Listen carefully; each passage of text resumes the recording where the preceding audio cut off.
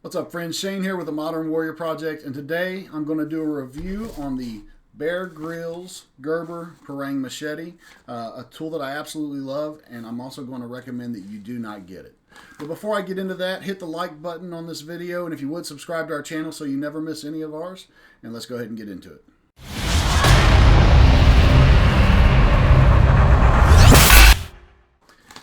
All right, so as I said, starting off, it's the Bear Grylls Gerber Parang machete. It's an amazing tool. I absolutely love it. I bought this thing. I've had it for years. I bought it a long time ago. I want to say for around $50 at PX, which is a post-exchange military store. And as you can see, I've put it through quite a bit of use. I used this heavily when we were clearing out our training property. Just for typical brush clearing. We were building up shelter demos and all kinds of stuff. And I use this for every task that I would typically use a machete for, or a small hatchet, whacking limbs and everything else. I had chainsaws out there, axes and everything else available to me, and this was my most often grabbed tool, and it did not let me down. It's heavy duty, it holds well, it feels well, and I beat the ever-loving hell out of this thing, and the blade held up. I bought it for abuse. I abused it quite well, as I said.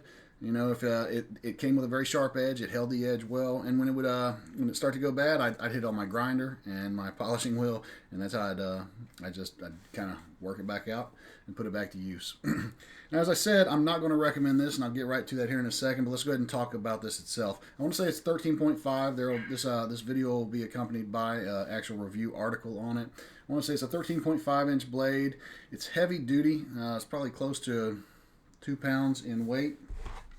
Came with a pretty solid nylon sheath. On the back, it's kind of an interesting thing that they did with the Bear Grylls model. It's got a little like general survival, kind of like a Tyvek guide.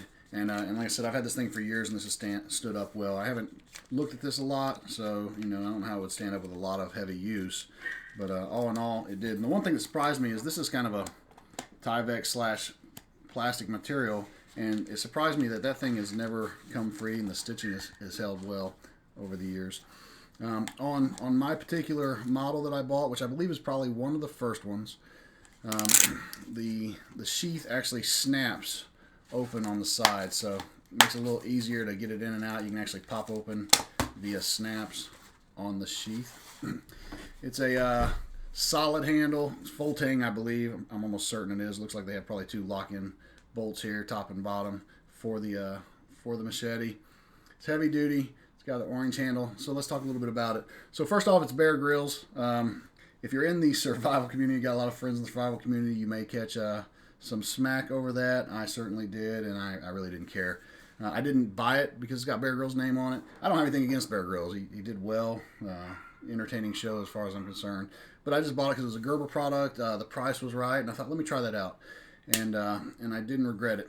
A lot of people seem to complain about the orange. I personally don't mind the orange. I'm not trying to use this in a covert fashion. And what's nice about a color such as this is if I lay it down in the grass or somewhere else, I'll be able to see it pretty easily without having to look too hard to find it. So why do I not recommend this? Well, the reason I don't recommend this is ultimately this product has went through a number of modifications over the years, and I'm not even sure they're actually still producing it. I've seen some places that say that they are, and some places say they aren't. I am inclined to say that they are not. But when I bought this, I believe it was one of the earlier models. After that, at some point, Gerber, I don't know if they got a better deal on manufacturing cost or supplies, but they changed variations in models. The only visible thing that I've been able to tell by looking at the pictures of the other models out there is on the some of the other models, the sheath, they changed. It doesn't seem to have those snaps. It's a little different style of a sheath. But one of the big things is in that process, they apparently started cutting or making some poor quality choices with it. And the way I came across this is anytime I'm getting ready to do a review, I always like to go to like Amazon and check out some of the customer reviews to see some of the highlights that people are saying, to see, maybe there's an issue that I haven't had, or maybe there's something good that I haven't thought of, just to get a general consensus, and then I can relay it. I don't relay it as firsthand, but I like to share, if there's a lot of complaints about something, even if I haven't had it, I like to at least mention it. Well, when I went on there, I saw a number of 1-star reviews, terrible quality, cheap, And it just kind of shocked me because I'm like, man, this thing has stood up well for me. Blade chipped, and they show pictures of like the blades chipped. One review said blade broke, and it broke right here at the insertion to the handle.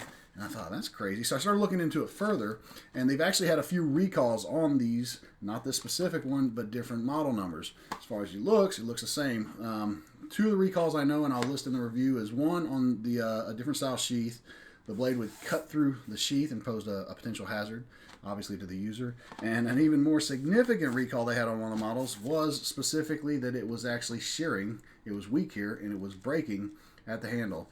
So, due to that, I would not recommend buying this this particular tool. Now, if you knew for a fact that you were getting this particular model and you could get it at a reasonable cost, I absolutely would. I love it.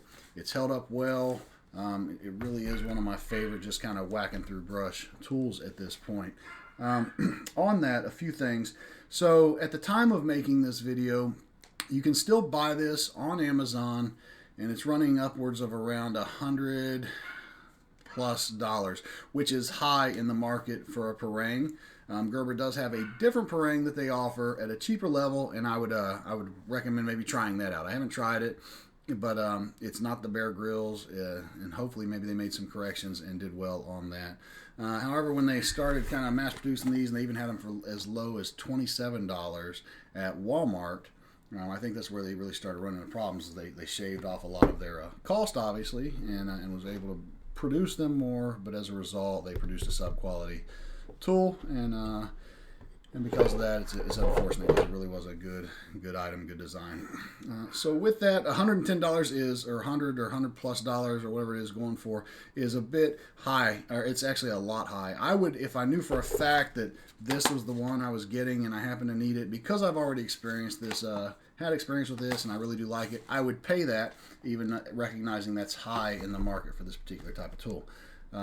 That said, this is not the one you'll get. I looked at the model number, and I'm almost certain the model number they list on there is the one that has the recall on the sheath. So maybe the blade's similar, maybe it's not. Chances are it's probably not same quality, and I think they're just kind of, the particular seller's probably just elevating the price because it's a hard item to find. If you do a Google search, you'll see most places show discontinued, out of stock, etc. So anyway, I just kind of wanted to share my thoughts and my review on this thing, and if you happen to come across one at a yard sale, flea market, maybe on eBay at a good deal, it might be worth checking into. The one thing I can tell you as far as if it's mine, and I can't guarantee it will be, but if it has the button popping sheath, then it's a chance that it may be this one, and it is a really good one if you can come across one of those at a fair deal. However, there's some other good ones out there on the market now with fairly decent price points. I'll share some of those alternatives in the review. I haven't had a chance to try those, but I am actually going to probably buy one or two here in the near future to try them out and see how they hold up to this one. That's it for this review. Thank you. Make sure and like and subscribe, and we'll see you next time.